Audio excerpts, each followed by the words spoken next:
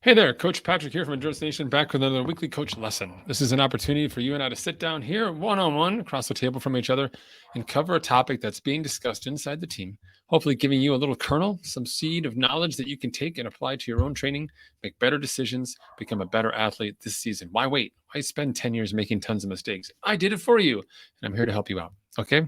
This lesson today is talking about durability, specifically daily durability. Don't underestimate the effects of frequent exercise. Durability was a concept that we brought into Endurance Nation about 2018, actually 2016 now, now that I think about it, when we realized that the majority of our athletes were getting injured with their run training. Inside Endurance Nation, we have a big focus on return on investment, making sure every workout counts. And at the time, that led us to emphasize higher intensity run workouts 2 days a week. Which was fine, except you also have people doing frequent running, and we also have people doing cycling, and there was swimming and all sorts of stuff.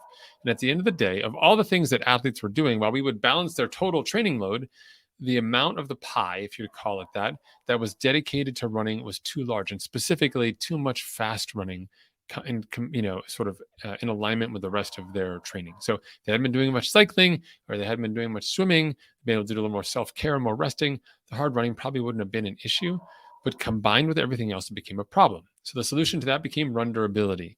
In other words, we turned not running fast, not into a problem, as in I've lost my fast running, but instead turned it into an opportunity where we discovered that frequent running, or even running with a streak, right? Streak running 30 days, 50 days, 100 days, would actually unlock a set of skills and a level of fitness that the majority of our age group athletes, everyday people like you and me, had been missing all along. They hadn't been running enough to see gains.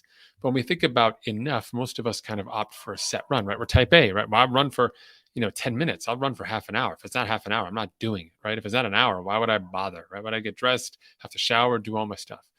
The downside with that is if you want to run every day and it's an hour, that's 7 hours of running. And that's a lot of running for most of us, right? Instead, run durability entered the picture. And this is where we took the concept of running something as short as a mile on a regular basis to count towards quality.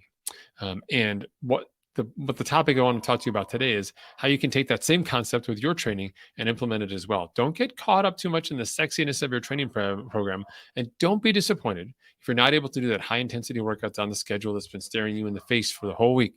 Remember that just getting aerobic work done is a benefit. It sustains the work that you've done before. It continues your development overall, even if it's not particularly in the specific zone you wanted at the right core body temperature with the dew point set perfectly and the TV on and logged in as Zwift and all that stuff. But it can still be super effective for you. And more often than not, athletes who follow a more durability-oriented schedule are more consistent. They experience less of the highs and lows associated with hard training and recovery. There's a natural ebb and flow with that level of effort. And some people don't do well coming down. Some people don't do well down at the bottom. And some people don't do well coming back up. Everybody wants to be on top of the mountain. They don't like the rest of that journey. So understand that durability can be a powerful tool. All right, so I've got 4 talking points for you today to kind of hammer this lesson home for you. Ready? I'll keep up the speed for you. Okay, number 1, do the math. Training time versus living time. You figure out how much time you have in a week. Oh, I don't know, about 168 hours. And then you figure out how much time you train. Let's say you're training 10 hours, 12 hours a week. Pretty good number for an endurance athlete. You've got plenty of other time in your life where lots of other stuff happens. So our training time becomes important, but it can't be the be-all, end-all. It's important for you to note that you've got plenty of time in the rest of your life to make small choices that can actually give benefit to what you're doing during your training. Walking everywhere. Count your steps and try and beat that number every day. Get yourself to a sustainably good number for that, right? Always opt into that. Make better nutritional choices. Make better sleep choices. Optimize the 90% of your week instead of the 10% of the week and create better conditions overall. And those can add up to the durability side. Take a long walk with the dog. Always go on a hike on the weekend with your kids, or one weekend a month, go for a big hike or go camping. Be outside, be active. It all adds up. Okay. Number 2, define your minimum viable workout, your MVW. For me, it can't say here because it's just behind this camera, but I run up the street, go around Lollipop, and run home. That ends up being 2 miles. That is my minimum viable workout. When all else fails, when I can't get up in the morning, I can't do my key sessions, I can't do anything else, I can always do that workout. I know exactly what I need to wear. I know exactly where I need to go. I know exactly how long it's going to take me and get back and get into my work clothes again or do anything else. And that's really powerful and important.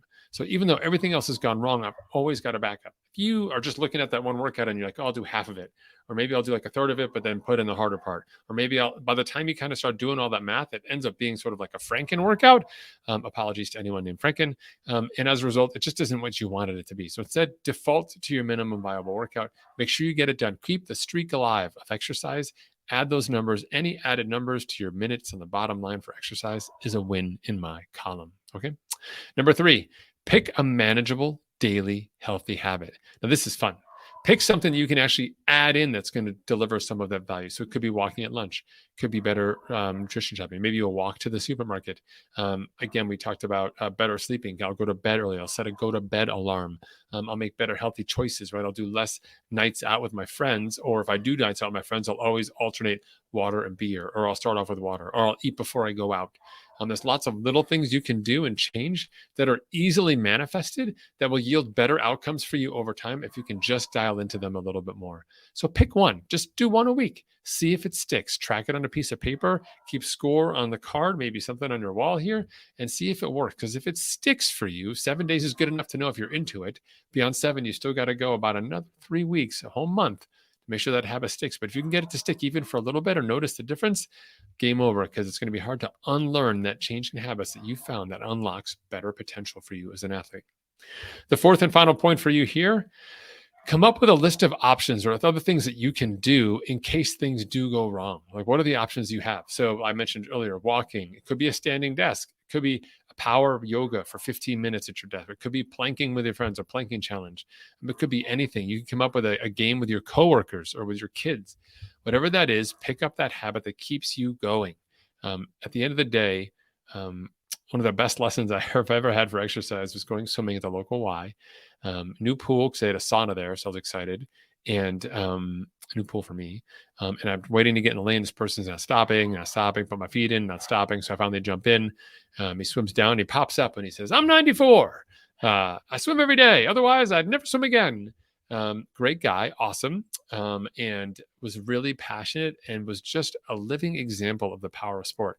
For me, all too often, we hold up these idols, these amazing men and women, people who are just carved from stone and do incredible feats. But at the end of the day, exercise really keeps us going.